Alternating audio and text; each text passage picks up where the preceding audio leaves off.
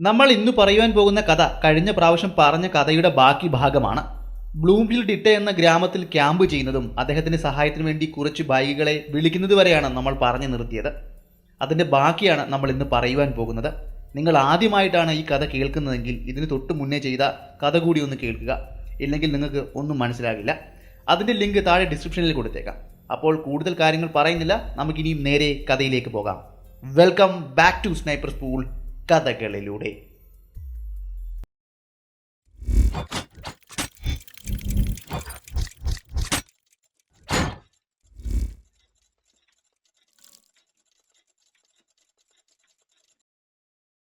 എന്നെ സഹായിക്കുവാൻ വേണ്ടി എൻ്റെ ക്യാമ്പിലേക്ക് കുറച്ച് ബായികൾ അല്ലെങ്കിൽ ഗോത്ര വിഭാഗക്കാർ എത്തിയിരുന്നു. ഇവരാരാണ്, ഇവരെന്താണെന്ന് കഴിഞ്ഞ കഥയിൽ ഞാൻ വളരെ വിശദമായി പറഞ്ഞതാണ്.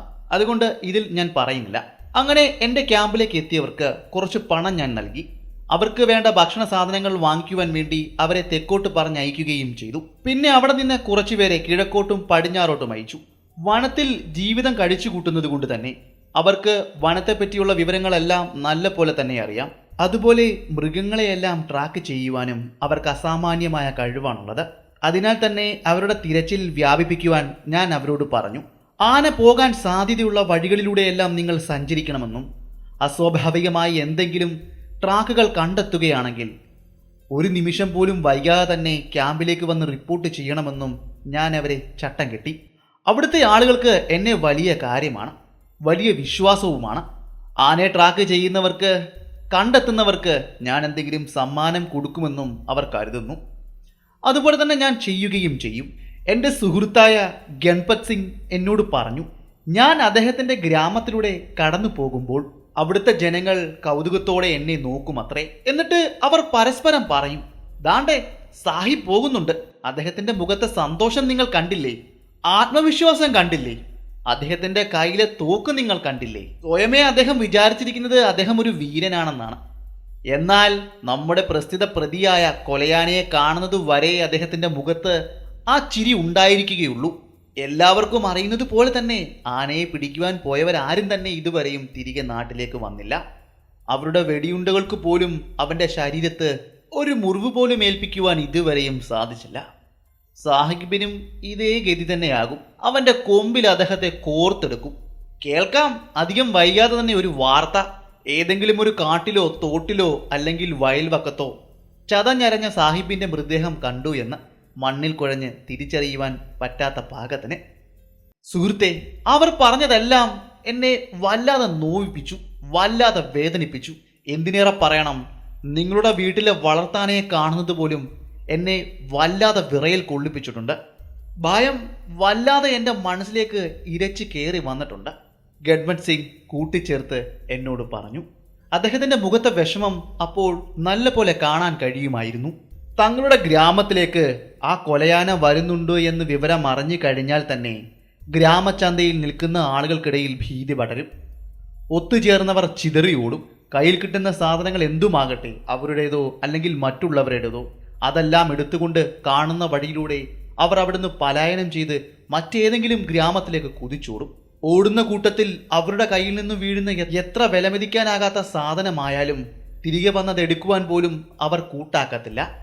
അത്രയും ഭയമായിരുന്നു ആന മറ്റുള്ള ഗ്രാമങ്ങളിൽ വിതച്ചിരുന്നത്. സൂര്യാസ്തമയത്തിന് ശേഷം സലയ എന്ന ചെറിയ ഗ്രാമത്തിന്റെ വയലുകളിലൂടെ അവൻ ആ കൊലയാന കടന്നു പോകുന്നത് അവിടുത്തെ ആളുകൾ കണ്ടു. അവൻ വയലിലൂടെ കടന്നു പോകുമ്പോൾ അവിടെ ഉണ്ടായിരിക്കുന്ന മച്ചാനുകളെല്ലാം തന്നെ അവൻ കുത്തിമറിച്ച് നിലത്തേക്കിടും, ചവിട്ടി നശിപ്പിക്കും. എന്തിനെ എന്ന് ഇപ്പോഴും അവിടുത്തെ ആളുകൾക്ക് അറിയില്ല. ആനയുടെ ഭീതി കാരണം ആരും തന്നെ അവരുടെ കൃഷിയിടങ്ങൾക്ക് ഇപ്പോൾ കാവൽ നിൽക്കാറില്ല. കാവൽക്കാരാരുമില്ലാത്ത ആ മച്ചാൻ എന്തിന് അവൻ മറിച്ചിടണമെന്ന ചോദ്യം ഇപ്പോഴും ഒരു ചോദ്യചിഹ്നം പോലെ നിൽക്കുകയാണ്. ആ കാട്ടാന കടന്നു പോകുന്നത് കിൻഹിയയിലേക്കുള്ള കുന്നുകളിലേക്കാണ്. അവിടെയാകെ അവൻ ചുറ്റിക്കറങ്ങി നിൽക്കും. പിന്നെയും ഗ്രാമത്തിനരികിലൂടെ വയലുകളിലൂടെ നടക്കും. വീണ്ടും ആ കുന്നുകളിലേക്കും അവിടുത്തെ വനങ്ങളിലേക്കും മടങ്ങിപ്പോകും. ഗ്രാമത്തിന്റെ അടുത്ത വയലുകളിലേക്ക് മാത്രമേ അവൻ അവന്റെ ആക്രമണം നീട്ടിയിരുന്നുള്ളൂ. അവിടുത്തെ ആളുകളെ ആരെയും തന്നെ അവൻ ഇതുവരെയും ഉപദ്രവിച്ചില്ല. അതുകൊണ്ട് തന്നെ സലയിലെ ജനങ്ങൾ വളരെ ആശ്വസിച്ചാണ് അവിടെ നിൽക്കുന്നത്. എന്നാലും അവരുടെ ഉള്ളിൽ ചെറിയ ഭയങ്ങളുണ്ട്. ഞാൻ ഗ്രാമത്തിന്റെ അരികിലൂടെ കടന്നു പോകുമ്പോൾ ആ ഗ്രാമത്തിന്റെ ചുമതലയുള്ള തലവൻ പലപ്പോഴും എന്നെ വിളിക്കാറുണ്ട്. അദ്ദേഹവുമായി സൗഹൃദ സംഭാഷണം നടത്താറുമുണ്ട്. സംഭാഷണങ്ങൾക്കിടയിൽ അദ്ദേഹം പലപ്പോഴും പറഞ്ഞിട്ടുണ്ട്, ആന ഞങ്ങളുടെ ഗ്രാമത്തിന്റെ അരികിലൂടെ പല തവണയും കടന്നു പോയിട്ടുണ്ട്. ഇതുവരെയും അവൻ ഞങ്ങളുടെ ഗ്രാമത്തിലേക്ക് കടന്നു വന്നിട്ടില്ല. ഇവിടുത്തെ ആരെയും അവൻ ഉപദ്രവിച്ചിട്ടില്ല. ഇക്കാര്യങ്ങളെല്ലാം അദ്ദേഹം എന്നോട് പ്രത്യേകിച്ച് എടുത്തു പറഞ്ഞു. അവിടുത്തെ ആളുകളെല്ലാം തന്നെ ഗണേശ ഭഗവാനെ നിരന്തരം പ്രാർത്ഥിക്കുന്നു, പൂജിക്കുന്നു, അദ്ദേഹത്തിനെ ബഹുമാനിക്കുന്നു. അതുമാത്രമല്ല, അവിടെ നടത്തിയ പല ചടങ്ങുകളും അതെല്ലാം ഭഗവാന്റെ അനുഗ്രഹത്തോടെ ആനയിൽ നിന്നും ഞങ്ങളെ സംരക്ഷിച്ചു നിർത്തുകയാണെന്നും അതുകൊണ്ടാണ് ആ കാട്ടാന ഞങ്ങളുടെ സ്വത്തും ജീവനും എല്ലാം ഒഴിവാക്കി ഇവിടെ നിന്ന് അകന്ന് സഞ്ചരിക്കുവാൻ പ്രേരിപ്പിക്കുന്നതെന്നും അയാൾ പറഞ്ഞു.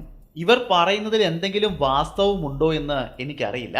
എന്നാൽ ഒരു കാര്യം മാത്രം എനിക്കറിയാം, കിൻഹയിലെ ജനങ്ങൾക്ക് അവിടെ വരാനിരിക്കുന്ന അപകടത്തെക്കുറിച്ച് യാതൊരു ധാരണയും ഇല്ലായിരുന്നു. കുന്നുകൾക്ക് മുകളിൽ ഒരാന പലപ്പോഴും വരികയും അവിടെ ഉള്ള ആളുകൾക്കും അവരുടെ സാധനങ്ങൾക്കുമേൽ വൻ നാശം വരുത്തുകയും കൊലകൾ നടത്തുകയും ചെയ്തുവെന്ന് അവർ കേട്ടിരുന്നു. എന്നാൽ മാറ്റയിലും പരിസര പ്രദേശങ്ങളിലും അത് വരുത്തിയ നാശനഷ്ടങ്ങളെക്കുറിച്ച് അവർ കേട്ടിരുന്നില്ല. ഒരു പുരുഷനെയും ഒരു സ്ത്രീയെയും അവൻ കൊന്നിരുന്നു. ഇന്ത്യയിലെ ജനങ്ങൾ ആകെ വിഭ്രാന്തിയിലായി. ആനയുടെ ആക്രമണം ആദ്യമായിട്ടായിരുന്നു അവരുടെ ഗ്രാമത്തിൽ ആ സമയം അരങ്ങേറിയിരുന്നത്. അവിടുന്ന് പിന്നീട് ആന തുടർച്ചയായി ഏകദേശം 2 മൈൽ വടക്കോട്ട് സഞ്ചരിച്ചു. ആന പിന്നീട് എത്തിയത് കാന്ദ്ര എന്ന ഒരു ഗ്രാമത്തിലായിരുന്നു. ആന അവരുടെ ഗ്രാമത്തിലേക്ക് അലറി വിളിച്ചുകൊണ്ട് ചാർജ് ചെയ്തു വരുന്നത് കണ്ടുകൊണ്ടായിരിക്കണം അവിടുത്തെ ഗ്രാമത്തിലെ ആളുകൾ ചിതറി ഓടിയത്. പലരും തങ്ങളുടെ ജീവൻ കയ്യിൽ പിടിച്ചുകൊണ്ട് എങ്ങോട്ടെന്നില്ലാതെ ഓടി മറഞ്ഞു. മറ്റു ചിലർ മറഞ്ഞു വീണിട്ടും വീണ്ടും എഴുന്നേറ്റ് എവിടേക്കെന്നില്ലാതെ ഓടി അലഞ്ഞു. പലരും വീടുകളിൽ കയറി ഒളിച്ചിരുന്നു. ശ്വാസം പോലും വിടാൻ അവർ ഭയന്നു. ഗ്രാമത്തിലേക്ക് കടന്നു വന്ന ആന അവിടെ കൊലവിളി വിളിക്കുകയും പലരുടെയും പുറവിനെ ആക്രമിക്കുവാൻ വേണ്ടി ഓടുകയും ചെയ്തു. എന്നാൽ ഭാഗ്യം കൊണ്ട് അവിടുത്തെ ആളുകൾക്ക് ആർക്കും തന്നെ ജീവഹാനി ഉണ്ടായില്ല. എന്നാൽ ഗ്രാമത്തിലേക്ക് എത്തിയ ആന തൻ്റെ കലി മുഴുവൻ തീർത്തത് ഗ്രാമത്തിലെ ഒരു വീട് തകർത്തുകൊണ്ടായിരുന്നു. ആ വീട് തകർത്ത് തരിപ്പണമാക്കിയതിനു ശേഷം അടുത്തുണ്ടായിരുന്ന വനത്തിലേക്ക് പോയി അപ്രത്യക്ഷമാകുകയായിരുന്നു. കാന്ദ്ര എന്ന ഗ്രാമത്തിലെ ആളുകൾ ഭയത്തിലായിരുന്നു. പിന്നെ കുറച്ചു ദിവസത്തേക്ക് ആനയുടെ ശല്യമൊന്നും അവിടെ ഉണ്ടായില്ല. കാരണം ആന കാട് കയറി മറ്റൊരു ഗ്രാമം ലക്ഷ്യമാക്കി അപ്പോഴേക്കും അവിടെ നിന്ന് പോയി കഴിഞ്ഞിരുന്നു. പിന്നീട് ആന എത്തിയത് കാടോപുറ എന്ന ഗ്രാമത്തിലാണ്. അവിടെയും ഇതുപോലെ തന്നെ അവിടുത്തെ ആളുകളെയും ഭയപ്പെടുത്തി ആളുകളെയെല്ലാം ഓടിച്ച് ജീവനും കയ്യിൽ പിടിച്ചുകൊണ്ട് വൈകുന്നേരം വരെയും അവർ മറ്റിടങ്ങളിലുമെല്ലാം പോയി ഒളിച്ചിരുന്ന് ചിലർ മറ്റ് ഗ്രാമങ്ങളിലേക്ക് പലായനം ചെയ്തു. കയ്യിൽ കിട്ടുന്ന സാധനങ്ങളെല്ലാം എടുത്തുകൊണ്ട് പല വഴിയും അവർ ചിതറിയോടി. കാരണം അവിടുത്തെ ആളുകളെല്ലാം കേട്ടിരുന്നു ഈ ആനയെപ്പറ്റി, ഇവൻ ചെയ്ത കൊലകളെപ്പറ്റി, ക്രൂരതകളെ പറ്റിയെല്ലാം. അവിടേക്കെത്തിയ അവനും മറ്റാരെയും കിട്ടാത്തത് കൊണ്ടായിരിക്കാം അവിടുത്തെ ഒരു വീട് പൂർണ്ണമായി തകർത്തത്. പിന്നെ അവൻ ഏകദേശം 5 മൈൽ തെക്കോട്ട് നീട്ടി സഞ്ചരിച്ചു. അവസാനം അവൻ എത്തിച്ചേർന്നത് കഗോരി എന്ന് പറയുന്ന ഒരു ഗ്രാമത്തിലാണ്. മറ്റ് ഗ്രാമങ്ങളെ പോലെ തന്നെ കൃഷിയിടങ്ങൾക്ക് ചുറ്റുമാണ് ആ ഗ്രാമം സ്ഥിതി ചെയ്യുന്നത്. വയലുകളിലും മറ്റും മച്ചാനകൾ ഉയർന്നു നിൽക്കുന്നത് കാണാൻ സാധിക്കുമായിരുന്നു. എന്നാൽ ഇതുവരെയും ഈ ആന ഇവിടേക്ക് വരാത്തത് കൊണ്ട് തന്നെ അവരുടെ കൃഷിയിടങ്ങൾക്ക് മച്ചാനിൽ ഇരുന്നു കൊണ്ട് കാവൽ നൽകുകയായിരുന്നു അവിടുത്തെ ഗ്രാമീണർ. ഏകദേശം സൂര്യൻ അസ്തമിച്ച ശേഷമാണ് അവൻ ആ ഗ്രാമത്തിലേക്ക് എത്തിയത്. നിർഭാഗ്യവശാൽ ആ ഗ്രാമത്തിന്റെ സമീപത്തുണ്ടായിരുന്ന ഒരു വയലിലെ മച്ചാനിൽ ഗ്രാമത്തിലെ ഒരു പാവം പിടിച്ചവൻ കാവൽ നിൽക്കുകയായിരുന്നു. ഉറച്ച കാലടി ശബ്ദങ്ങൾ അയാൾ കേട്ടിരുന്നു. ശബ്ദം കേട്ട ഉടനെ തന്നെ അദ്ദേഹം തീപ്പന്തം കത്തിച്ചു വെച്ചുകൊണ്ട് അതിന്റെ വെളിച്ചത്തിൽ ചുറ്റുപാടും തിരഞ്ഞു. എന്താണ് അവിടെ നടക്കുന്നതെന്ന് അറിയുവാൻ വേണ്ടി തന്റെ കൃഷിവിളകളെല്ലാം ഇടിച്ചു നിരത്തിക്കൊണ്ട് ആ ആന ആ മച്ചാന് നേരെ ചാർജ് ചെയ്ത് ഓടി വന്നു. മച്ചാനിൽ പേടിച്ച് വീരണ്ടിരുന്ന അയാളുടെ കാലുകളിലേക്ക് തന്റെ തുമ്പിക്കൈ കൊണ്ട് വലിച്ചു താഴെ കിട്ടു. ആനയ്ക്ക് മുന്നിൽ തന്റെ ജീവൻ ദാനമായി നൽകണമെന്ന് ആ പാവം കർഷകൻ ഇരുന്നു. തന്റെ തലപൊക്കി തുമ്പിക്കൈ ഉയർത്തി ആന ഉച്ചത്തിൽ കൊലവിളി നടത്തി. അവന്റെ കാലുകളിലേക്ക് ആന അമർത്തി ചവിട്ടി. മാംസം പൊളിഞ്ഞ് എല്ലുകൾ പുറത്തേക്ക് ചാടി. ആന അയാളെ തുമ്പിക്കൈയിൽ വാരിയെടുത്ത് കൃഷിയിടത്തിലേക്ക് എറിഞ്ഞു. അയാൾ ഉച്ചത്തിൽ വേദനയാൽ നിലവിളിച്ചു. എന്നാൽ കാട്ടാന പിന്നീട് അദ്ദേഹത്തെ തിരിഞ്ഞു നോക്കിയില്ല. അവൻ അവിടുന്ന് വീണ്ടും നടന്നകന്നു. അയാളുടെ ഭാഗ്യത്തിന് മാത്രം അയാളുടെ ജീവൻ തിരികെ കിട്ടി. എന്നാൽ കാല് പൂർണ്ണമായും നഷ്ടമായി കഴിഞ്ഞിരുന്നു. ഒരുപാട് സമയം വൈകാതെ തന്നെ ഈ വിവരം എൻ്റെ കാതുകളിലേക്ക് എത്തി. ഒട്ടും വൈകാതെ തന്നെ ഞാൻ സംഭവം നടന്ന സ്ഥലത്തേക്ക് പോയി. അവിടെ നിന്നും അവൻ നശിപ്പിച്ച ആ പാത പിന്തുടർന്നുകൊണ്ട് ഏകദേശം 3 മണിയോടെ ജുനാവാൻടോള എന്ന സ്ഥലത്ത് ഞങ്ങൾ എത്തിച്ചേർന്നു. അവിടെ എത്തിയപ്പോൾ തന്നെ ആനയുടെ അതിക്രമങ്ങളെ പറ്റിയെല്ലാം എനിക്ക് ബോധ്യപ്പെട്ടു. 1871 നവംബർ 6-ാം തീയതി രാവിലെ തന്നെ ആന ഗ്രാമത്തിൻ്റെ അതിർവരമ്പുകൾ തീർന്നു നിൽക്കുന്ന വേലികളെല്ലാം ഇടിച്ചു നിരത്തിക്കൊണ്ട് അവൻ കിഴക്ക് ദിശ ലക്ഷ്യമാക്കി പോയി. അവൻ എവിടേക്കാണ് പോയി മറഞ്ഞതെന്ന് ആർക്കും അറിയില്ല. വനത്തിലേക്ക് പോയി മറഞ്ഞിരിക്കുകയാണോ എന്ന സംശയം അവിടുത്തെ ഗ്രാമീണരിൽ ഉണ്ടായിരുന്നു. ഗ്രാമത്തിൽ നിന്നും വെറും 1/4 മൈൽ അകലെയാണ് ആ വനം നിൽക്കുന്നത്. ഏതു നിമിഷവും വനത്തിൽ നിന്നും അവൻ പ്രത്യക്ഷപ്പെടാമെന്ന ചിന്ത ഗ്രാമത്തിലെ ആളുകൾക്കുണ്ടായിരുന്നു. അതിനാൽ തന്നെ ആയിരിക്കാം ഗ്രാമത്തിൽ നിന്നും പുറത്തിറങ്ങുവാൻ അവിടുത്തെ ആളുകൾ വിസമ്മതിച്ചത്, അല്ലെങ്കിൽ ഭയന്നത്. ഇവിടെ ഈ ഗ്രാമത്തിൽ ആന ഇറങ്ങിയെന്ന വിവരം പരക്കെ പടർന്നിരുന്നു. അതുകൊണ്ട് തന്നെ ആയിരിക്കാം മറ്റ് ഗ്രാമങ്ങളിൽ നിന്നും തന്നെ ആരും തന്നെ ഇവിടേക്ക് എത്താഞ്ഞത്. ആന അവിടേക്ക് വന്ന വിവരം അറിഞ്ഞതുകൊണ്ട് ഞാനും എൻ്റെ സംഘാംഗങ്ങളും ആ ഗ്രാമം ലക്ഷ്യമാക്കി അവിടേക്ക് സഞ്ചാരം തുടങ്ങിക്കഴിഞ്ഞിരുന്നു. ഏകദേശം 2 ദിവസം നീണ്ടുനിന്ന യാത്രയായിരുന്നു ഇത്. കനത്ത ചൂടിൽ ഞങ്ങൾ വല്ലാതെ ക്ഷീണിച്ച് തളർന്നിരുന്നു. ആഹാരം എന്നുള്ളത് ഞങ്ങൾ കഴിച്ചിട്ടേയില്ല. എങ്കിലും സമയം കിട്ടുമ്പോഴെല്ലാം വെള്ളമാവോളം കുടിക്കുന്നുണ്ടായിരുന്നു. ആനയുടെ ശല്യമുണ്ടായി എന്ന് പറയപ്പെടുന്ന ഗ്രാമം എത്തുന്നതിന് മുന്നേ തന്നെ ഞാൻ എല്ലാവരെയും അവിടെ ഉണ്ടായിരുന്ന ഒരു വലിയ വൃക്ഷത്തിന് ചുവട്ടിലേക്ക് ഒത്തുകൂട്ടി. അവിടെ അവരെ ഇരുത്തിയതിനു ശേഷം അവർക്ക് വേണ്ട ഭക്ഷണങ്ങളെല്ലാം അറേഞ്ച് ചെയ്തതിനു ശേഷം ഞാൻ എൻ്റെ കുതിരയിന്മേൽ കയറി ആനയുടെ പാത പിന്തുടർന്ന് ട്രാക്ക് പിന്തുടർന്ന് അതിന് പിന്നാലെ യാത്ര തുടങ്ങി. അങ്ങനെ ഞാൻ ആ ഗ്രാമവും ആ ഗ്രാമത്തിന് ചുറ്റുമുള്ള മറ്റ് ഗ്രാമങ്ങളിലൂടെയും എല്ലാം കുതിരയിന്മേൽ സവാരി നടത്തിയിരുന്നു. അങ്ങനെ എൻ്റെ തിരച്ചിലിനൊടുവിൽ പിബൽഗാവ് എന്ന് പറയുന്ന ഗ്രാമത്തിന് അരികിൽ വെച്ച് ഞാൻ ആനയെപ്പറ്റിയുള്ള വിവരം അറിഞ്ഞു. മിസർകൊൽബ് എന്ന ആ ഗ്രാമത്തിൻ്റെ തലവൻ്റെ മെതിക്കളത്തിൻ്റെ ചുമതല ഉണ്ടായിരുന്ന ഒരാൾ വഴിയാണ് ഞാൻ ആ വിവരം അറിഞ്ഞത്. അദ്ദേഹം പുലർച്ചെ ആനയെ ഈ ഗ്രാമത്തിന് സമീപത്ത് വെച്ച് കണ്ടു എന്ന വാർത്തയായിരുന്നു ഞാനുമായി പങ്കുവെച്ചത്. അയാളിൽ നിന്നും ആ കിട്ടിയ വിവരം ആ ഗ്രാമത്തെ മുഴുവൻ നിരീക്ഷിക്കുവാൻ എന്നെ വിധേയനാക്കി. ഞാൻ ഗ്രാമത്തിന് ചുറ്റുപാട് മുഴുവൻ നടക്കുകയും ആനയുടെ കാലടയാളം അവസാനം കണ്ടെത്തുകയും ചെയ്തു. അതിനുശേഷം അവിടുത്തെ ജനങ്ങളെ ഞാൻ ചട്ടം കെട്ടി. ആനയുടെ ട്രാക്ക് പിന്തുടർന്ന് പോകുവാനും ആന ഇപ്പോൾ എവിടെയാണ് നിൽക്കുന്നതെന്നും കണ്ടെത്തുവാനുമായിരുന്നു ഞാൻ അവർക്ക് കൊടുത്ത നിർദ്ദേശം. അങ്ങനെ കണ്ടെത്തുകയാണെങ്കിൽ തിരികെ എൻ്റെ ക്യാമ്പിലേക്ക് വരണമെന്നും അപ്പോൾ തന്നെ റിപ്പോർട്ട് നൽകണമെന്നും ഞാൻ അവരോട് പറഞ്ഞു. ആനയുടെ പാത പിന്തുടർന്ന് പോകുവാൻ ഞാൻ അവരെ ചട്ടം കെട്ടിയതിനു ശേഷം ജുനാവിനിറ്റോളയിലേക്ക് ഞാൻ മടങ്ങി. അവിടേക്ക് മടങ്ങിയെത്തിയ ശേഷം അവിടെയുള്ള എൻ്റെ ആളുകളെ മറ്റൊരു വലിയ യാത്രയ്ക്ക് വേണ്ടി തയ്യാറെടുപ്പുകൾ നടത്തുവാൻ ഒരുക്കേണ്ടതുണ്ട്. അതിനുവേണ്ടിയായിരുന്നു ഞാൻ തിടുക്കത്തിൽ ഇവിടേക്ക് യാത്ര ചെയ്തു വന്നത്. അങ്ങനെ ഏകദേശം പുലർച്ചെയായതോടെ ആനയെപ്പറ്റിയുള്ള വിവരം അറിയിച്ചുകൊണ്ട് 2 പേർ എൻ്റെ ക്യാമ്പിലേക്ക് കടന്നു വന്നു. കൊലയാനയെപ്പറ്റിയുള്ള വിലയേറിയ വിവരങ്ങൾ അറിയിക്കുവാൻ വേണ്ടിയായിരുന്നു അവർ എൻ്റെ ക്യാമ്പിലെത്തിയത്. നിങ്ങളിപ്പോൾ അന്വേഷിക്കുന്ന ആ കാട്ടാന പുലർച്ചെ ജോഡിറ്റോളയിലൂടെ കടന്നു പോകുന്നത് കണ്ടുവെന്ന് അവകാശപ്പെടുന്നവരായിരുന്നു അവിടെ എത്തിയിരുന്നത്. അവരുടെ വാക്കുകളെ എനിക്ക് അത്രയും വിശ്വാസമാണ്. അതുകൊണ്ട് തന്നെ ഒട്ടും സമയം പാഴാക്കാതെ ഞാനും എൻ്റെ ആളുകളും അവിടേക്ക് പോകുവാൻ വേണ്ടി സജ്ജമായി.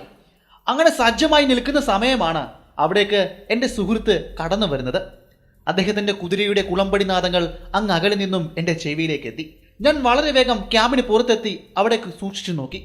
അതെ, എൻ്റെ സുഹൃത്ത് എൻ്റെ ക്യാമ്പ് ലക്ഷ്യമാക്കി കടന്നു വരികയാണ്. ആരാണ് ആ സുഹൃത്തെന്ന് നിങ്ങൾക്ക് മനസ്സിലായോ? മറ്റാരും ആയിരുന്നില്ല, നെയ്ലർ ആയിരുന്നു അത്. അദ്ദേഹത്തെ കണ്ടതും എനിക്ക് വളരെയധികം സന്തോഷം എൻ്റെ മുഖത്ത് വിരിഞ്ഞു. അതിപ്പോൾ എങ്ങനെയാണ് പറയുക എന്ന് എനിക്കറിയില്ല. വിവരണത്തിന് അതീതമാണ് അത്. ഞാൻ നിങ്ങളോട് കഥയുടെ തുടക്കത്തിൽ പറഞ്ഞില്ലേ, എൻ്റെ കയ്യിൽ 2 റൈഫലുകൾ ഉണ്ടായിരുന്നു എന്ന്. അതിലെ ഒന്ന് ഇപ്പോൾ കൈവശം വെച്ചിരിക്കുന്നത് എൻ്റെ കൂടെ ഉണ്ടായിരുന്ന മറ്റൊരാളാണ്, മനോഹർ സിംഗ്. ആ കാട്ടാനയുടെ ഭാഗത്തു നിന്നും ഉണ്ടാകുന്ന ഏതൊരു ആക്രമണത്തിനും അല്ലെങ്കിൽ അവൻ ചെയ്തു കൂട്ടുന്ന പ്രവൃത്തിക്കെല്ലാം തടയിടുവാൻ വേണ്ടി കഴിവുള്ള ഒരാൾ തന്നെയാണ് അയാളും. എനിക്ക് പൂർണ്ണമായും ആശ്രയിക്കുവാൻ പറ്റുന്ന എൻ്റെ കൂട്ടാളി. എങ്കിലും അത്രയ്ക്കൊന്നും അയാളെ എനിക്ക് വിശ്വസിക്കുവാൻ സാധിക്കില്ല, അദ്ദേഹത്തിൻ്റെ കഴിവുകളെ. നെയ്യർ കൂടി തിരിച്ച് ഞങ്ങളുടെ സംഘത്തിൽ ജോയിൻ ചെയ്തപ്പോൾ ഞങ്ങളുടെ സംഘത്തിന് കരുത്ത് വർദ്ധിച്ചതായി എനിക്ക് തോന്നി. പിന്നെ ഒട്ടും താമസിച്ചില്ല, എൻ്റെ തോക്കേന്തി നിൽക്കുന്ന സിംഗിനെയും ഞാനും കുറച്ച് ബൈക്കുകളെയും കൂട്ടി ആനയെ കണ്ടു എന്ന് പറയുന്ന സ്ഥലം ലക്ഷ്യമാക്കി ഞങ്ങൾ യാത്ര തുടങ്ങി. കുറച്ചു ദൂരം സഞ്ചരിച്ചപ്പോൾ തന്നെ നമ്മൾ നേരത്തെ ആനയെ ട്രാക്ക് ചെയ്യുവാൻ അവിടെ കഴിച്ച ഗ്രാമീണരെ വഴിക്ക് വെച്ച് കണ്ടു. അവർ ഞങ്ങൾക്ക് സഹായഹസ്തം നീട്ടി. ആന പോയിരിക്കുന്ന ട്രാക്ക് അവർ കാണിച്ചു തരാമെന്ന് ഞങ്ങളോട് പറഞ്ഞു, അല്ലെങ്കിൽ വാഗ്ദാനം ചെയ്തു. ഞങ്ങളത് സന്തോഷപൂർവ്വം സ്വീകരിക്കുകയും ചെയ്തു. വഴികാട്ടികളായി അവർ മുന്നിൽ നടന്നു. ഞങ്ങൾ അവർക്ക് പിന്നാലെ തോക്കും പിടിച്ചുകൊണ്ട് വനത്തിന്റെ അരികിലേക്ക് എത്തിയതും ഞങ്ങൾ കുതിരകളെ ഉപേക്ഷിച്ച് കുതിരകൾക്ക് പുറത്തുനിന്നും താഴേക്കിറങ്ങി വനത്തിലൂടെ ആ പുതിയ പാതകൾ തേടി ഞങ്ങൾ യാത്ര തുടർന്നു. ഞങ്ങളുടെ മുന്നേ നടന്ന ഗ്രാമവാസികളുടെ മുഖത്ത് ഭയവും ജിജ്ഞാസയും ഉടലെടുക്കുന്നതായി ഞങ്ങൾ ശ്രദ്ധിച്ചു. അവർ വല്ലാതെ മുന്നിലേക്ക് പോകുന്തോറും ഭയം കാണിക്കുന്നു. പുതിയ പാതകൾ വിട്ടുകൊണ്ട് പഴയ പാതകൾ പിന്തുടരുവാൻ അവർ ഞങ്ങളെ പ്രേരിപ്പിക്കുന്നതായി ഞങ്ങൾക്ക് തോന്നി. ഞാൻ ഉടനെ തന്നെ ആ ഗ്രാമീണരെ ശാസിക്കുകയും അവരെ പുറകിലോട്ട് പറഞ്ഞയക്കുകയും ചെയ്തു. പിന്നെ ട്രാക്ക് പിന്തുടരുക എന്ന നേതൃത്വം ഏറ്റെടുത്തത് എൻ്റെ കൂടെ ഉണ്ടായിരുന്ന മികച്ച ബൈക്കുകളായിരുന്നു, ഭക്തും ഖൗറും. പിന്നീട് അവർ രണ്ടുപേരുമാണ് ഞങ്ങളെ മുന്നോട്ട് നയിച്ചത്. പുതിയ പാതകൾ പിന്തുടർന്നുകൊണ്ട് വീണ്ടും ഞങ്ങൾ 1 മൈലുകൾ കൂടി മുന്നിലേക്ക് നടന്നു. ഏത് നിമിഷവും കാട്ടാന പുറത്ത് ചാടി വന്ന് ഞങ്ങളെ ആക്രമിച്ചേക്കാം എന്ന ഭീതി എല്ലാവർക്കും ഉണ്ടായിരുന്നു. അത്രയും പുതിയ പാതകളാണ് ഇപ്പോൾ ഞങ്ങൾ പിന്തുടർന്നു പോകുന്നത്. എന്നാൽ ഞങ്ങളെ നിരാശപ്പെടുത്തിക്കൊണ്ട് മറ്റൊരു സംഭവം അവിടെ അരങ്ങേറി. വനത്തിന് പുറത്തുനിന്നും ഉയർന്നു കേട്ട ഒരു ആനയുടെ ചിഹ്നം വിളിയായിരുന്നു അത്. അതോടെ ഞങ്ങളുടെ എല്ലാവരുടെയും മുഖത്ത് കനത്ത നിരാശയായി. പുറകിൽ നിന്നിരുന്ന ഗ്രാമീണരുടെ മുഖത്ത് അപ്പോൾ കുറച്ച് ആശ്വാസം വിരിയുന്നതായി തോന്നി. ആന ഇപ്പോൾ ഗ്രാമങ്ങളിൽ പ്രത്യക്ഷപ്പെട്ടിരിക്കുന്നു. പിന്നെ ഒരു നിമിഷം പോലും ഞങ്ങൾ കാത്തിരുന്നില്ല. ഞങ്ങൾ വളരെ വേഗം തന്നെ കുതിരയെ അടിച്ചുവിട്ട സ്ഥലം ലക്ഷ്യമാക്കി കുതിച്ചോടി. അവിടേക്ക് പാഞ്ഞെത്തുകയും കുതിരമേൽ കയറി ഞങ്ങളുടെ തോക്ക് കൈവശം എടുത്തുകൊണ്ട് ആനയുടെ അലർച്ച കേട്ട ദിശ ലക്ഷ്യമാക്കി കുതിച്ചു പാഞ്ഞു. ആ അലർച്ച വന്നിരിക്കുന്നത് കഗോരി എന്ന സ്ഥലത്ത് നിന്നുമാണെന്ന് ഞങ്ങൾക്ക് മനസ്സിലായിരുന്നു. അങ്ങനെ വളരെ വേഗം കുതിരയെ നയിച്ചുകൊണ്ട് കഗോരി ഗ്രാമത്തിനടുത്തു വെച്ച് ഞങ്ങൾ കാടിനെ ഒരു മൂല ചുറ്റി വളർന്നപ്പോൾ ഏകദേശം 1/4 മൈൽ മുന്നിലായി ആ വലിയ ഭീകരനായ ആനയെ കണ്ടു. അവൻ മുന്നിലേക്ക് നടന്നു നീങ്ങുകയാണ്. അവന്റെ സാന്നിധ്യം മനസ്സിലായതും ഞങ്ങളെ കൊണ്ടാകുന്നത് പോലെ കുതിരയെ അവിടേക്ക് പായിച്ചു. എന്നാൽ ആന ഞങ്ങളുടെ തോക്കിന് റേഞ്ചിനുള്ളിൽ വരുന്നതിന് മുന്നേ തന്നെ അവൻ വനത്തിനുള്ളിലേക്ക് കയറി മറഞ്ഞിരുന്നു. പിന്നീട് വനത്തിനുള്ളിലൂടെ കയറി അവനെ പിന്തുടർന്നു പോകുവാൻ ഞങ്ങൾക്ക് സാധിച്ചില്ല. കാരണം മറ്റൊന്നുമല്ല, സൂര്യൻ അപ്പോഴേക്കും പടിഞ്ഞാറൻ ചക്രവാളത്തിലേക്ക് അസ്തമിച്ച് ഇരുട്ട് പടരുവാൻ തുടങ്ങിക്കഴിഞ്ഞിരുന്നു. രാത്രിയിൽ വനത്തിലൂടെ അവനെ പിന്തുടർന്നു പോകുക എന്നത് ആത്മഹത്യാപരമാണ്. അതുകൊണ്ട് തന്നെ ആ പദ്ധതി ഞങ്ങൾ അവിടെ വെച്ച് ഉപേക്ഷിച്ചു. അല്പസമയത്തിന് ശേഷം ആനയുടെ ഉച്ചത്തിലുള്ള അലർച്ചകൾ ഞങ്ങൾ കേട്ടിരുന്നു. അവൻ എപ്പോഴോ വനമിറങ്ങി കഗോരി ഗ്രാമത്തിന് അരികിലുള്ള നെൽവയലുകളിലേക്ക് ഇറങ്ങിയിരുന്നു. അവിടെ ഉണ്ടായിരുന്ന മച്ചാനുകളെല്ലാം ചവിട്ടി തകർത്തിരുന്നു. നെൽവയലുകളുടെ വരമ്പുകൾ ചവിട്ടി മെതിച്ചിരുന്നു. ശബ്ദ കോലാഹലങ്ങൾ വ്യക്തമായി തന്നെ ഞങ്ങൾ കേട്ടു. എന്നാൽ ഞങ്ങൾക്കൊന്നും ചെയ്യുവാൻ കഴിഞ്ഞില്ല. കുറച്ച് സമയം കൂടി ഞങ്ങൾ അവിടെ ചെലവഴിച്ച ശേഷം ജുനാവാണിയിലേക്ക് ഞങ്ങൾ തിരികെ മടങ്ങി. ഞങ്ങൾ അവിടെ എത്തുമ്പോഴേക്കും രാത്രിയായി കഴിഞ്ഞിരുന്നു. കൂടെ ഉണ്ടായിരുന്നവരോട് ഞാൻ പറഞ്ഞിരുന്നു ഞങ്ങൾ വരുമ്പോഴേക്കും അവിടെ ഒരു ക്യാമ്പ് സെറ്റ് ചെയ്യണമെന്ന്. വേട്ട തുടങ്ങുന്നത് മുതൽ എല്ലാവർക്കും തടസ്സമില്ലാതെ നല്ല ഉറക്കം കിട്ടുവാൻ വേണ്ടി കഴിയുന്നതും സുരക്ഷിതമായ സ്ഥലത്ത് തന്നെ ക്യാമ്പ് ചെയ്യണമെന്ന് എനിക്ക് നിർബന്ധമുണ്ടായിരുന്നു. എന്നാൽ ഇത്തവണ അവർ ക്യാമ്പ് തയ്യാറാക്കിയിരുന്നത് ഗ്രാമത്തിൽ നിന്നും മാറി ഒഴിഞ്ഞ വിശാലമായ തുറസായ ഒരു സ്ഥലത്താണ്. നമ്മൾ വേട്ടയാടുവാൻ വന്ന ശത്രു അടുത്ത വനത്തിലുണ്ട് എന്ന് അറിഞ്ഞിട്ടും യാതൊരു കൂസലുമില്ലാതെ അവർ അവിടെ തന്നെ എന്തിനാണ് ക്യാമ്പ് പണിതതെന്ന് എനിക്കറിയില്ല. അതെന്നെ വല്ലാതെ അസ്വസ്ഥനാക്കിയിരുന്നു. ഇപ്പോൾ ക്യാമ്പ് നിൽക്കുന്നത് ഗ്രാമത്തിൽ നിന്നും അല്പം മാറിയുള്ള ഒരു കുന്നിൻ്റെ ചരിവിലാണ്. ആ കുന്നിൻ ചരിവ് മുഴുവൻ മാവ് നട്ട് വളർത്തിയ ഒരു തോട്ടമാണ്. ആ തോട്ടത്തിൻ്റെ ഇടയിലാണ് ഇപ്പോൾ ആ വലിയ ടെന്റ് നിൽക്കുന്നത്. ആ ടെന്റിന് സമീപത്തായി അവിടുത്തെ ആളുകളും മറ്റും ഇരിപ്പുണ്ട്. അവർ അതിന് നടുവിലായി വലിയ തീയും കൂട്ടി. ആന വരികയാണെങ്കിൽ ആദ്യം വന്നെത്തുക നമ്മളുടെ ഈ ടെന്റിലേക്കാണെന്നും അത് നശിപ്പിക്കുകയും ചെയ്യും. ഇതെല്ലാം അറിഞ്ഞു വെച്ചിട്ടും എന്തിനാണ് അവർ അവിടെ ടെന്റ് അടിച്ചതെന്ന് എനിക്കറിയില്ല. കുറച്ചുപേർ ടെന്റിന് കാവൽ നിന്നു.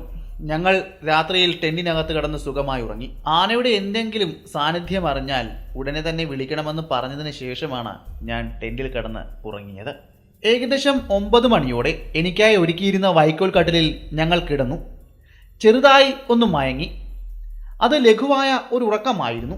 ഇടയ്ക്കിടയ്ക്ക് ഞാൻ എഴുന്നേറ്റ് നോക്കുമ്പോൾ അവിടെ കൂട്ടിയിട്ട തീയുടെ മുന്നിൽ കുറച്ച് നാട്ടുകാർ ഇരിക്കുന്നതും അവർ പരസ്പരം സംസാരിക്കുന്നതും എനിക്ക് കേൾക്കുവാൻ സാധിക്കുന്നുണ്ടായിരുന്നു.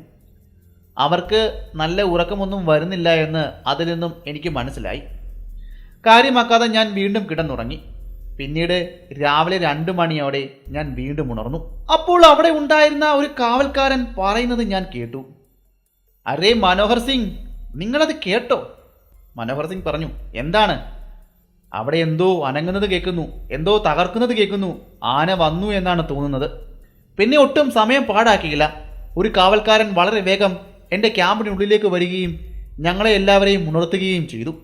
സാഹിബ്, സാഹിബ്, ആന ഇവിടേക്ക് വരുന്നുണ്ട് എന്നാണ് അയാൾ പറഞ്ഞത്. അയാൾ പറഞ്ഞു വാ കൂട്ടുന്നതിന് മുന്നേ ഞങ്ങൾ എഴുന്നേറ്റ ഉടനെ തന്നെ ഞങ്ങളുടെ മൂവരുടെ കയ്യിലും തോക്കുകൾ പിടിച്ചിരുന്നു. ഒരു പ്രത്യാക്രമണത്തിന് തയ്യാറെടുത്തുകൊണ്ടായിരുന്നു ഞങ്ങൾ അവിടെ എഴുന്നേറ്റ് നിന്നത്. ഞങ്ങളുടെ ക്യാമ്പിൽ നിന്നും അങ്ങ് ദൂരെ ഇരുട്ടിൽ എവിടെയോ ആനയുണ്ട് എന്ന് ഞങ്ങൾക്ക് മനസ്സിലാകുന്നുണ്ടായിരുന്നു. അവൻ മുരളുന്നതിൻ്റെ ശബ്ദം ഞങ്ങൾക്ക് വ്യക്തമായി കേൾക്കാൻ കഴിയുമായിരുന്നു. അവൻ എന്തോ അവിടെ നശിപ്പിച്ചുകൊണ്ടിരിക്കുകയാണ്. നശിപ്പിക്കുന്നതിന് മുന്നെയാണ് ഈ ശബ്ദം അവൻ പുറപ്പെടുവിക്കുന്നത്. എന്നാൽ ആ കട്ടിപിടിച്ച രാത്രിയിൽ, ഞങ്ങൾക്ക് ചുറ്റും ഇരുട്ട് നിറഞ്ഞ ആ രാത്രിയിൽ ആന നിൽക്കുന്ന പ്രദേശം ഒന്നും കാണുവാൻ സാധിക്കുന്നുണ്ടായിരുന്നില്ല. കൃത്യമായി അവൻ എവിടെയാണെന്ന് പോലും ഞങ്ങൾക്ക് അറിയുവാൻ സാധിച്ചില്ല. അപ്പോൾ പിന്നെ അവൻ എന്താണ് നശിപ്പിക്കുന്നതെന്ന് ഞങ്ങൾ എങ്ങനെ മനസ്സിലാക്കുവാനാണ്? മനുഷ്യൻ്റെയോ മറ്റു മൃഗങ്ങളുടെയോ ശബ്ദമൊന്നും അവിടെ ഉയർന്നു കേൾക്കുന്നില്ല.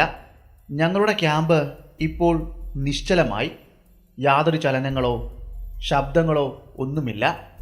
മരണതുല്യമായ നിശബ്ദത. ഇനിയും ഏത് നിമിഷവും ആന, അവൻ ഞങ്ങളുടെ ക്യാമ്പിനെയും ആക്രമിച്ചേക്കാമെന്ന ആശയക്കുഴപ്പത്തിലായിരുന്നു അവിടുത്തെ ആളുകൾ. ഏതു നിമിഷവും അവൻ കടന്നു വരുമെന്നും അവിടെ നേരെ നിറയൊഴിക്കണമെന്നും കരുതി ഞങ്ങൾ അവിടെ തന്നെ അവന് വേണ്ടി കാത്തിരുന്നു. എന്നാൽ ആനയുടെ മുരൾച്ചയും അവസാനിച്ചു. എന്നിട്ടും ഞങ്ങളുടെ ക്യാമ്പ് സജ്ജമായില്ല. തികഞ്ഞ നിശബ്ദത മാത്രമായിരുന്നു അവിടെ. ഏകദേശം 10 മിനിറ്റ് കഴിഞ്ഞ് കാണണം. ലോറാങ്കയിലെ ഗ്രാമ കാവൽക്കാരൻ ഞങ്ങളുടെ ക്യാമ്പിലേക്ക് ഇഴഞ്ഞെത്തി. അയാൾ ഞങ്ങളുടെ ക്യാമ്പിലേക്ക് പതിയെ നുഴഞ്ഞു കയറി. അയാളുടെ മുഖഭാവവും ശരീരഭാഷയിൽ നിന്നും വളരെ വ്യക്തമായിരുന്നു അയാളെ ഭയം പിടികൂടിയിരുന്നു എന്ന്. അയാൾ നിന്ന് വിറയ്ക്കുകയാണ്. അയാൾ ഞങ്ങളുടെ കാര്യം പറഞ്ഞു. ആന ഞങ്ങളുടെ ഗ്രാമത്തിന് സമീപത്തു കൂടി നടന്നു പോകുമ്പോൾ അവൻ്റെ ഇടതും വലുതുമുള്ള വീടുകൾ അപ്പിടി തകർത്ത് കളഞ്ഞു. വലിയ നാശങ്ങളാണ് ഞങ്ങളുടെ ഗ്രാമത്തിൽ അവൻ ഉണ്ടാക്കിയത്. എന്നാൽ അവിടെ നിന്നും അവൻ എങ്ങോട്ടാണ് പോയതെന്ന് ഞങ്ങൾക്കറിയില്ല സാഹിബ്. അതിനുശേഷം വീണ്ടും രംഗം ശാന്തമായി. എല്ലാവരും അവരുടെ ഇടങ്ങളിലേക്ക് പോയി ഉറങ്ങുവാൻ തുടങ്ങി. കിഴക്കൻ ചക്രവാളത്തിൽ വെള്ള കീറിയ സമയത്തേക്ക് ഞങ്ങളുടെ ക്യാമ്പിനുള്ളിലേക്ക് കാവൽക്കാർ ഓടിയെത്തി. ഞങ്ങളെ പതിയെ തട്ടി ഉണർത്തി. ഒരു ഭയം നിറഞ്ഞ പേടി കലർന്ന സ്വരത്തിൽ അവർ പറഞ്ഞു, സാഹിബ്, സാഹിബ്, വളരെ വേഗം എഴുന്നേക്ക്, ആന വരുന്നുണ്ട് എന്ന്. കേട്ട പാതി കേൾക്കാത്ത പാതി ഞങ്ങൾ ചാടി എഴുന്നേറ്റു, റൈഫിലുകൾ കയ്യിലേന്തി. ഞങ്ങളപ്പോൾ ധരിച്ചിരുന്നത് ഒരു വെള്ള പൈജാമയായിരുന്നു. നഗ്നപാതരായി ഞങ്ങൾ പുറത്തേക്കോടി. കൂടാരത്തിന് പുറത്തേക്ക് ഞങ്ങൾ കിഴക്കുഭാഗത്തേക്ക് അഭിമുഖമായി ഇരുന്നു. അപ്പോൾ അവിടെ കാവൽ നിന്ന കാവൽക്കാരൻ പറഞ്ഞു, അതാ അതാ ആന നമ്മുടെ ക്യാമ്പിന് നേരെ പതിയെ നടന്നടുക്കുകയാണ് സാഹിബ്. ഞാൻ പതിയെ അവിടേക്ക് നോക്കി. സൂര്യന്റെ പ്രകാശം പൂർണ്ണമായും ഭൂമിയിലേക്ക് പതിച്ചിരുന്നില്ല. മങ്ങിയ വെളിച്ചം മാത്രമേ ആ സമയം ഉണ്ടായിരുന്നുള്ളൂ. വെള്ള കീറി വരുന്ന സമയത്തെപ്പറ്റി നിങ്ങൾക്കറിയില്ലേ? നേരം പുലർന്നു വരുന്ന ആ സമയം ഞാൻ സൂക്ഷിച്ചു നോക്കി. വലിയ അസാമാന്യ വലിപ്പമുള്ള ഒരു കറുത്ത ഇരുണ്ട രൂപം മെല്ലെ മെല്ലെ ഞങ്ങളുടെ ക്യാമ്പിനെ ലക്ഷ്യമാക്കി നടന്നു വരികയാണ്. ഞാൻ ചിന്തിച്ചു, ഇനി എന്താണ് അവൻ ചെയ്യാൻ പോകുന്നത്? ഇനിയും അവൻ ഞങ്ങളുടെ ക്യാമ്പിനെ ആക്രമിക്കുമോ? അതോ സാധുവായ അവിടെ ഉണ്ടായിരുന്ന ഞങ്ങൾക്കൊപ്പം ഉണ്ടായിരുന്ന പിടിയാനയ്ക്ക് സമീപത്തേക്ക് അവൻ പോകുമോ? ഞാൻ എൻ്റെ കണ്ണുകൾ ചുറ്റുപാടും ഓടിച്ചു. ആ പിടിയാനയെ എങ്ങും കാണുവാനുണ്ടായിരുന്നില്ല. ഞാൻ ഉറക്കെ വിളിച്ചു ചോദിച്ചു, കുട്ട ആന എവിടെയാണ്? മരങ്ങളിൽ നിന്നൊരു ശബ്ദം മറുപടി നൽകി. ആർക്കും അറിയില്ല. അർദ്ധരാത്രിയിൽ അലാറം മുഴങ്ങിയപ്പോൾ മഹൂട്ട് അവളെ അഴിച്ചുവിട്ടു. മരങ്ങളിൽ ഒന്നിൽ അവൻ കയറിയിരിക്കുകയും ചെയ്തു. എവിടെയാണ് ഇപ്പോഴെന്ന് ഞങ്ങൾക്ക് ആർക്കും അറിയില്ല. ഞാൻ ഉടനെ നെയിലിനോട് പറഞ്ഞു, തിരിഞ്ഞു നിന്ന് വെടിവെക്കരുത്. അത് ചിലപ്പോൾ നമ്മുടെ പിടിയാനെ ആയിരിക്കാം. അവനെ അടുത്തു വരാൻ അനുവദിക്കൂ. ആ ഭീകരനെ അടുത്തു വരുവാൻ അവർ അനുവദിച്ചു. ഏകദേശം 20 വാര അകലെ എത്തിയപ്പോഴും യാതൊരു ആക്രമണ ലക്ഷണങ്ങളും അവരുടെ ഭാഗത്തു നിന്നും ഉണ്ടായില്ല. അതോടെ അത് അവരുടെ ക്യാമ്പിൽ നിന്നും അഴിഞ്ഞുപോയ പിടിയാനയാണെന്ന് അവർ ഉറപ്പുവരുത്തി. അത് ശത്രുവല്ല, സുഹൃത്താണെന്ന് തിരിച്ചറിഞ്ഞു. പതിയെ ആനയെ തളച്ച ശേഷം മരത്തിന് മുകളിൽ കയറിയിരുന്ന മഹൂട്ടിനെ പതിയെ കയറുകളും മറ്റും ഉപയോഗിച്ച് താഴേക്കിറക്കി.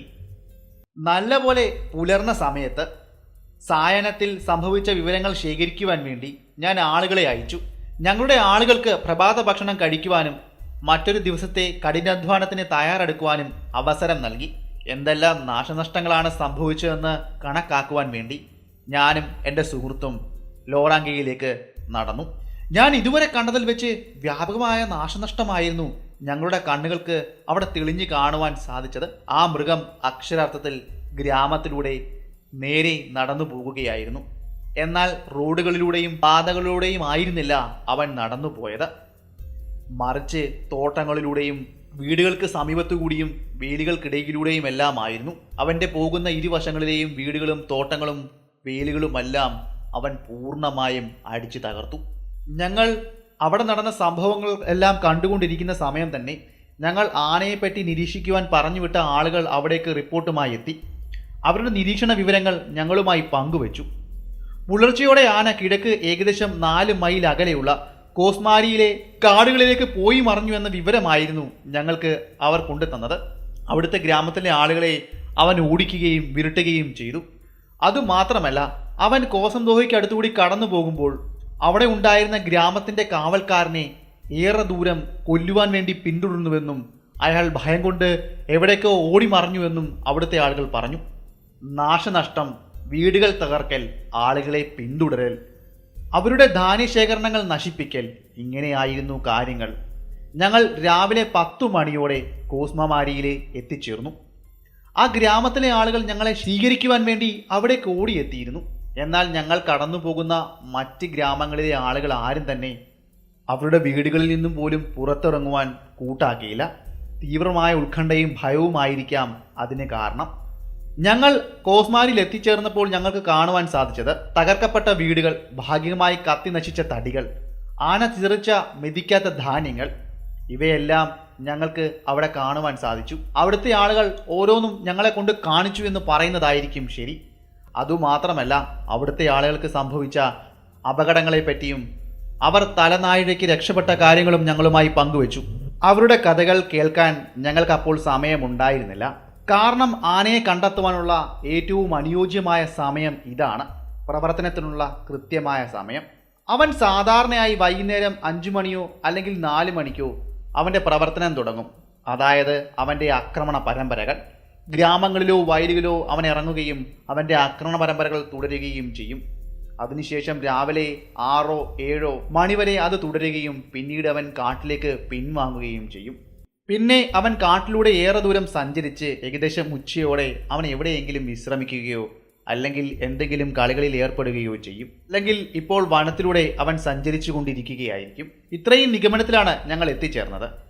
ആനയെ വേട്ടയാടുവാനുള്ള പല മാർഗങ്ങളും ഞങ്ങൾക്ക് നിർദ്ദേശിക്കപ്പെട്ടിരുന്നു. ഉദാഹരണം പറഞ്ഞാൽ അവ ഇങ്ങനെയെല്ലാം ആയിരുന്നു. ഒരു പെണ്ണാനയെ ഒരു മരത്തിൽ കെട്ടിയിടുക, ആ മരത്തിന് മുകളിൽ അവന് വേണ്ടി കാത്തിരിക്കുക. അല്ലെങ്കിൽ ഡ്രമ്മുകളും മറ്റ് വാദ്യോപകരണങ്ങളും എല്ലാം എടുത്തുകൊണ്ട് വനത്തിലേക്ക് പോകുക. തോക്കുകളുടെയും ഡ്രമ്മുകളുടെയും എല്ലാം അകമ്പടിയോടെ തന്നെ ശബ്ദം വെച്ചുകൊണ്ട് അവനെ വനത്തിൽ നിന്നും പുറത്തേക്ക് ഓടിച്ചു വിടുക, കുതിരപ്പുറത്ത് പിന്തുടരുക. എന്നാൽ ഞങ്ങൾ തിരഞ്ഞെടുത്ത വഴി ഇതായിരുന്നു.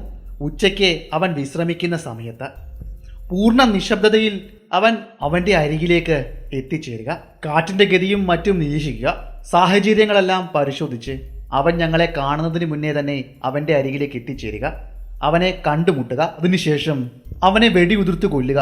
ഇതായിരുന്നു അപ്പോൾ ഉണ്ടായിരുന്ന ഞങ്ങളുടെ പദ്ധതി. അതനുസരിച്ച് മുന്നിലേക്ക് പോകുവാനായിരുന്നു ഞാനും എൻ്റെ സുഹൃത്തും തീരുമാനിച്ചതും. ആ തീരുമാനത്തിൽ അവൻ്റെ പുതുതായി അവിടെ കണ്ടെത്തിയ കാൽപ്പാടുകളെ പിന്തുടർന്നുകൊണ്ട് അവൻ ഉച്ചസമയത്ത് ഉറക്കത്തിൻ്റെ ആഴങ്ങളിലേക്ക് പോകുന്ന ആ സമയത്ത്, ആ മുഹൂർത്തത്തിൽ അവനെ അവിടെ വെച്ച് കണ്ടെത്താൻ കഴിയും എന്ന വിശ്വാസത്തിൽ ഞങ്ങൾ യാത്ര തുടങ്ങി. അവൻ്റെ പുതുതായി കണ്ട കാൽപ്പാടുകൾ നീണ്ടുപോകുന്നത് അരുവിയുടെ വശത്തുകൂടിയാണ് മുകളിലേക്ക്. അങ്ങനെയുള്ള അരുവിയുടെ ഇരുവശവും വലിയ നീളമേറിയ പുല്ലുകളും കുറ്റിക്കാടുകളാലും നിറഞ്ഞിരിക്കുകയാണ്. അങ്ങനെ ഞങ്ങൾ അത് പിന്തുടർന്നെത്തി. അവൻ്റെ അവസാന കാൽപ്പാടുകളും അങ്ങനെ കണ്ടെത്തി. പിന്നീട് അത് കടന്നു പോകുന്നത് നീളമേറിയ പുല്ലുകൾക്കിടയിലൂടെ മുകളിലേക്കാണ്. അങ്ങനെ ആ പാത കയറിപ്പോകുന്നിടത്ത് എത്തിയപ്പോൾ ട്രാക്കർമാർ ഞങ്ങളെ ഒന്ന് നോക്കുകയും ആന കയറിപ്പോയിരിക്കുന്ന പാത കാട്ടിത്തരികയും ചെയ്തു. ആ പാത ഇപ്പോൾ കടന്നു പോകുന്നത് നീളമേറിയ പുല്ലുകൾക്കിടയിലൂടെ, കുറ്റിക്കാടുകൾക്കിടയിലൂടെ നേരെയാണ്. ആ പാത ചൂണ്ടിക്കാണിച്ചിട്ട് അതുവഴി പോകുവാൻ ഞങ്ങളോട് പറഞ്ഞു. ഇനിയും എങ്ങനെ വേണം മുന്നോട്ട് പോകേണ്ടത്, ആനയെ എങ്ങനെ വേണം പിന്തുടരേണ്ടത് എന്ന ചിന്തകളിലായിരുന്നു ഞങ്ങൾ. ഇനിയും മുന്നിലേക്കുള്ള യാത്ര അതിസാഹസികത നിറഞ്ഞ യാത്രയാണ്. ഏതു നിമിഷവും ശത്രു നമ്മുടെ മുന്നിലേക്ക് വന്നേക്കാം. കൂട്ടത്തിലെ ആരെയെങ്കിലും അവൻ കൊണ്ടുപോയേക്കാം. അവനിപ്പോൾ വനത്തിൽ ഉറങ്ങുകയാണോ അല്ലെങ്കിൽ അലഞ്ഞു നടക്കുകയാണോ എന്നൊന്നും അറിയില്ല.